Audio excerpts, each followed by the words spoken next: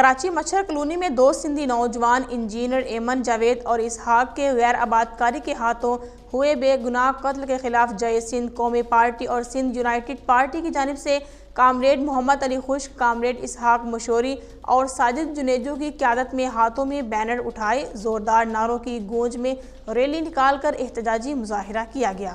احتجاجی مظاہرے میں باڈا شہر کے سیاسی سماجی تنظیموں کے رہنما اور کارکنان ظفر سنجرانی، میر مرتضیٰ گوپانگ علی، احمد بروہی، راجہ بروہی، منور ابرو، سینئر صحافی زیب علی ساریو، مظہر نشاط، فہل پھوٹو، محمد امین سیال، مور سندھی، وقار جنیجو، مہران راجپر اور دیگر شہریوں نے کثیر تعداد میں شرکت کی۔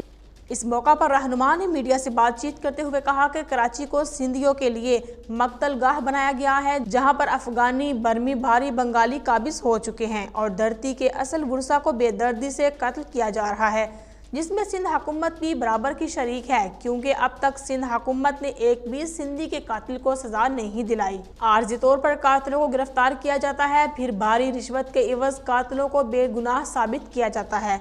جس کی وجہ سے مچھر کالونی میں یہ واقعہ پیش آیا، جہاں دو سندھی نوجوانوں کو پتھر مار کر انہیں شہید کیا گیا۔ بعد ازاں نعشوں کو بھی پتھر مار کر ان کی تذلیل کی گئی اور یہ المناک کام سر انجام دینے والوں کے خلاف نادرہ کی کوئی شناخت بھی نہیں ہے۔